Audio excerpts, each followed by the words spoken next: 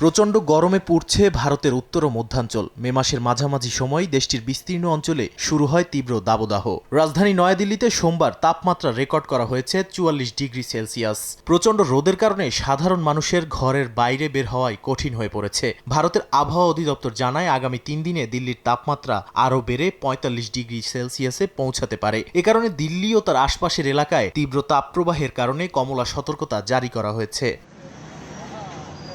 এদিকে রাজস্থান ও উত্তরপ্রদেশের পরিস্থিতি আরও ভয়াবহ রূপ নিয়েছে। উত্তরপ্রদেশের পবিত্র নগরী প্রয়াগরাজে তাপমাত্রা সর্বোচ্চ ৪৬.৮ ডিগ্রি সেলসিয়াসে গিয়ে ঠেকেছে। রাজস্থানের জয়পুর ও জয়সালমীরেও বইছে গরম বাতাস। প্রচণ্ড উত্তাপ থেকে বাঁচতে মানুষ কাপড় দিয়ে মাথা ও মুখ ঢেকে চলাচল করছেন। রাস্তাঘাটের উত্তাপ কমাতে কিছু কিছু এলাকায় ট্রাক দিয়ে পানি ছিটানো হচ্ছে। উত্তর পশ্চিম এবং মধ্য ভারতে এই দাবদাহ আগামী এক সপ্তাহ পর্যন্ত স্থায়ী হতে পারে বলে সতর্ক করেছে আবহাওয়া অফিস। তীব্র গরমে হিট স্ট্রোকের ঝুঁকি এড়াতে জনগণকে সতর্ক থাকার পরামর্শ দেয়া হয়েছে।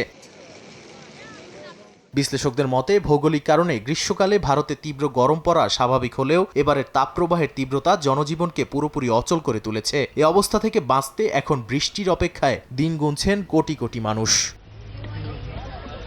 নাদিম মারজান, সময় সংবাদ।